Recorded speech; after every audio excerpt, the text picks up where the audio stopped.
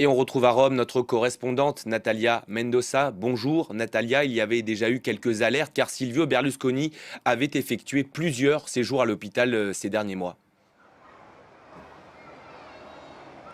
Oui, effectivement, Silvio Berlusconi est décédé à l'hôpital San Raffaele à Milan. C'est là qu'il a été admis vendredi dernier. C'est le même hôpital dans lequel il avait passé déjà 1 mois et demi hospitalisé à cause d'une infection pulmonaire. C'est à cette occasion-là, en début d'année, que la maladie dont il était atteint a été révélée au grand public. Silvio Berlusconi souffrait d'une leucémie chronique. C'est les dernières infos des personnes les plus proches au Cavaliere indiquent qu'il souffrait aussi de problèmes respiratoires, sans doute de séquelles du Covid qu'il avait contracté en 2020. Mais ces dernières semaines, Silvio Berlusconi a voulu se montrer à ses fidèles de façon combative. Il avait même envoyé un message vidéo depuis l'hôpital avec un ton décidé. Il promettait de continuer à mener la bataille, une bataille contre cette maladie qu'il a perdue aujourd'hui à l'âge de 86 ans.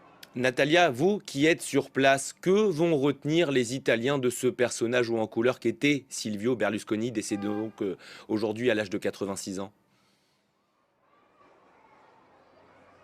Sans doute, Silvio Berlusconi est le personnage qui a marqué l'histoire politique italienne pendant 20 ans. Il a dirigé 4 gouvernements entre 1994 et 2011. Son héritage est sans doute d'avoir bâti son parti politique Forza Italia, un parti de centre-droite. Il y a un parti qui est resté pendant des années au cœur de la vie politique italienne, un parti qui fait encore aujourd'hui partie de la coalition gouvernementale aux côtés de 2 autres partis de droite souverainistes, la Ligue et Forza Italia. Et justement, la plus grande inconnue maintenant avec la mort de Silvio Berlusconi sera la survie de Forza Italia. Si ses proches réussiront à mener encore ce parti politique ou s'il sera phagocyté par ses concurrents Giorgia Meloni ou par Matteo Salvini, le leader de la Ligue.